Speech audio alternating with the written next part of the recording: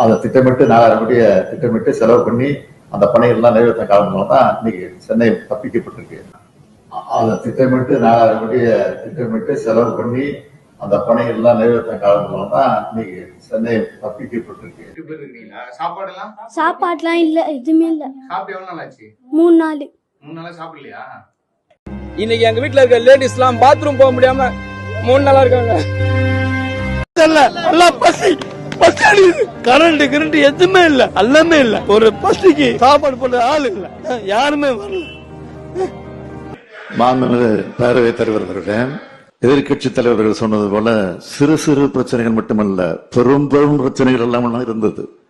அதையும் பெண்கள், முக்கியமா பெண்கள் ஒரு 10 மணில இருந்து ஒரு 3 மணி வரலும் ஒரு குழந்தைய வச்சுக்கிட்டு பிளாட்ஃபார்ம்ல உட்காந்துட்டு அவங்க எப்படி சமாளிப்பாங்க?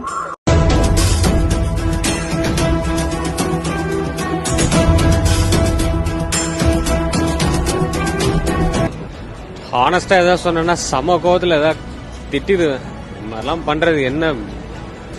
சின்ன ஒரு புழுக்கு இருக்கிற அறிவு இருந்தா கூட இந்த மாதிரி தப்புலாம் செய்ய மாட்டாங்க. இவர் ஒரு சாஃப்ட் முதலமைச்சர் என்று யாரும் கருதிவிட வேண்டாம். நேர்மையானவர்களுக்கு தான் நான் சாஃப்ட். தவறு செய்வர்களுக்கு, குறிப்பாக போதைப்பொருள் நடமாட்டத்திற்கு துணை போகக்கூடிய நான் சர்வாதிகாரியாக மாறுவேன். அதற்கான அதிகாரத்தை நான் எங்கு தேடி அலைய. வெளிநாடுகளுக்கு 2000 கோடி ரூபாய் மதிப்பிலான போதைப் பொருள் கடத்திய விவகாரத்தில் இந்த கடத்தல் கும்பலின் தலைவனாக செயல்பட்டவர் திமுகவின் சென்னை மேற்கு மாவட்ட அயலக அணி துணை அமைப்பாளராக இருந்த ஜாஃபர் சாதிக் என்பது தெரிந்தது. துடிக்கும் போதைப் பொருளை கடத்தும் ஜாஃபர் சாதிக்குடன் திமுக தலைவர் முதலமைச்சர் ஸ்டாலின், அவரது மகன் அமைச்சர் உதயநிதி ஸ்டாலின் உள்ளிட்டோர் மிக நெருக்கமாக பழகியது வெட்ட வெளிச்சம்.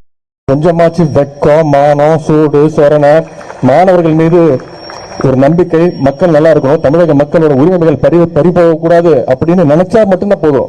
திராவிட முன்னேற்ற கழகம் ஆட்சிக்கு வந்ததுன்னா கண்டிப்பா நீட் தேர்வு ரத்து செய்யப்படும். அவர் தான் சொன்னார், மானம் இருந்து சூடு இருந்து சொரணை இருந்தால் நீட்டு தேர்வுக்கான விலக்கை நாங்க பெற்றுக் கொடுப்போம். இப்ப நாங்க என்ன கேட்கிறோம்? மானம் கெட்ட, சூடு கெட்ட, சொரணை கெட்ட ஜென்மம் என்று உங்களை சொல்லிக் கொள்ளலாமா? ஏன்னா நீங்க தான் சொல்லிட்டு போனீங்க, நாங்க ஒண்ணு அதுல எதுவும் திருச்சி மறுபடியும் நான் கேட்டே ஆகணும். என்ன பாலிடிக்ஸ்ல எதிர்பார்க்கலாமா உதய? அதுக்கான முயற்சி இது கிடையாது. ஒரு அரசியல் குடும்பத்துக்கு பிறந்தது ஒரே காரணத்துக்காக அரசியல் வரணும்னு அவசியமே கிடையாது. டெஃபினெட்லி அதுக்காக நிறைய பேர் கட்சிக்காக உழைச்சவங்க ஏகப்பட்ட பேர் இருக்காங்க, அவங்க தான் வரணும். உங்க குடும்பத்தில இருந்து யாராவது இனிமே அரசியலுக்கு வர வாய்ப்பு இருக்கா சார்? நிச்சயமாக என்னுடைய மகனாக இருந்தாலும் சரி, என்னுடைய மருமகனாக இருந்தாலும் சரி, அல்லது எங்கள் வீட்டில் இருக்கக்கூடிய யாராக இருந்தாலும் அரசியலுக்கு வருவதற்கான வாய்ப்புகள் இல்லை என்பதை நான் அழுத்த நிறுத்த இல்ல, அது எனக்கு நான் ஏத்துக்க மாட்டேன். எனக்கு இன்னும் கொஞ்சம் இப்பதான் முதல் முறை சட்டமன்ற உறுப்பினர் ஆயிருக்கேன், அதனால எனக்கு வேணாம் தான் சொல்லுவேன். தலைவர் அந்த மாதிரி ஒன்னும் பையனுக்காக கொடுக்கணும் அப்படின்லாம் அந்த மாதிரி முடிவு எடுக்க மாட்டாங்க. ஏற்கனவே அனுபவம் பெற்றவர்கள் நிறைய சீனியர்கள்லாம் இருக்காங்க, அவங்களுக்கு தான் தலைவர் முன்னுரிமை கொடுப்பாங்க. என்ன வடையா? மசால் வடை, மசால். தமிழ்நாட்டில் உள்ள குடும்ப தலைவிகள் அனைவருக்கும், தமிழ்நாட்டில் உள்ள குடும்ப தலைவிகள் அனைவருக்கும், குடும்ப தலைவிகள் அனைவருக்கும், குடும்ப தலைவிகள் அனைவருக்கும், குடும்ப தலைவிகள் அனைவருக்கும் மாதந்தோறும் 1000 ரூபாய் உரிமை தொகை வழங்க இருக்கிறோம். தகுதி வாய்ந்த குடும்பங்களின் குடும்பத்து தலைவிகளுக்கு, தகுதி வாய்ந்த குடும்பங்களின் குடும்பத்து தலைவிகளுக்கு 5 இளைஞர்கள் ஒன்று சேர்ந்து ஒரு 4 வயது சிறுவனுக்கு மதுவை ஊத்தி அந்த காட்சியை செல்போன்ல படம் எடுத்து வாட்ஸ்அப்ல போட்டு தமிழ்நாடு முழுக்க, ஏன் நாடு முழுக்க அந்த காட்சி போச்சு. அந்த கொடுமையான காட்சியை பார்த்து தலைவர் கலைஞர் அவர்கள் அப்பொழுதுதான் ஒரு முடிவெடுத்தார். இனி தமிழ்நாட்டில் ஒரு சொட்டு மது கூட இருக்கக்கூடாது, எனவே மது விலக்க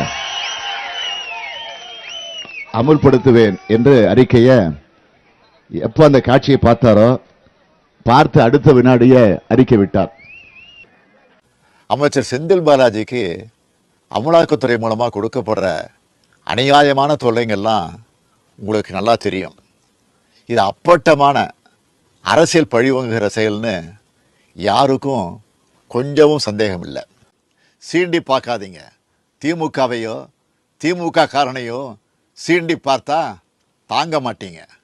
எங்களுக்கும் எல்லா அரசியலும் தெரியும். இது மிரட்டல் அல்ல, எச்சரிக்கை. பாலாஜி பேர் இருந்துச்சுங்க. இதான் வேடிக்கை.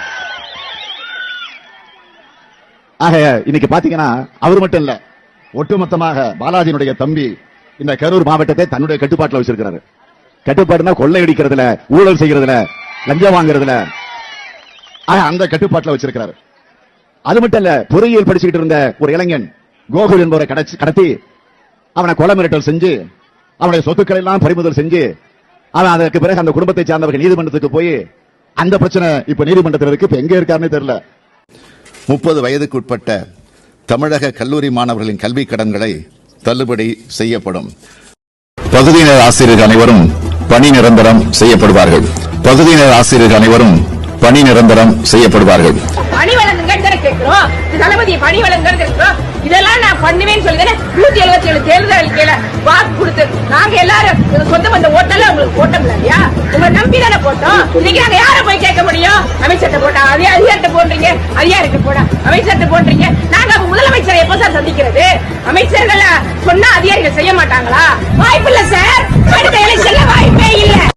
ஒரு முறை மின் கட்டணம் செலுத்தும் முறை அமுல்படுத்தப்படும். சமையல் எரிவாயு சிலிண்டருக்கு 100 ரூபாய் மானியமாக வழங்கப்படும்.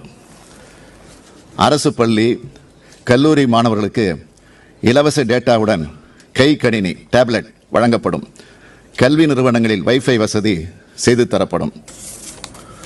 அனைத்து தரப்பு மக்களின் நலத்தையும் கருத்தில் கொண்டு பெட்ரோல் விலை லிட்டருக்கு 5 ரூபாயும் டீசல் விலை லிட்டருக்கு 4 ரூபாயும் குறைக்கப்படும்.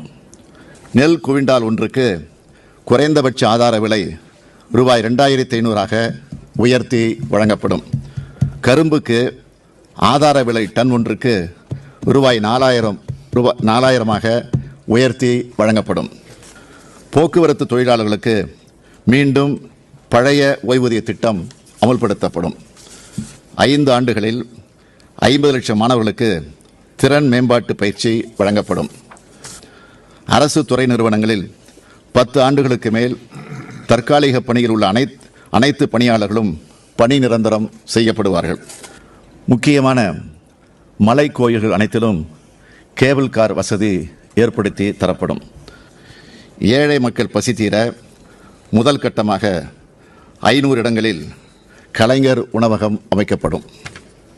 முதலமைச்சரின் நேரடி கண்காணிப்பில் ரூபாய் 10,000 கோடியில் பெரிய ஏரி, குளங்கள் பாதுகாப்பு சிறப்பு திட்டம் அமுல்படுத்தப்படும். 2000 கோடி ரூபாய் மதிப்பீட்டில் 200 தடுப்பணைகள் கட்டப்படும். மீனவர்களுக்கு 2 லட்சம் வீடுகள் கட்டித்தரப்படும்.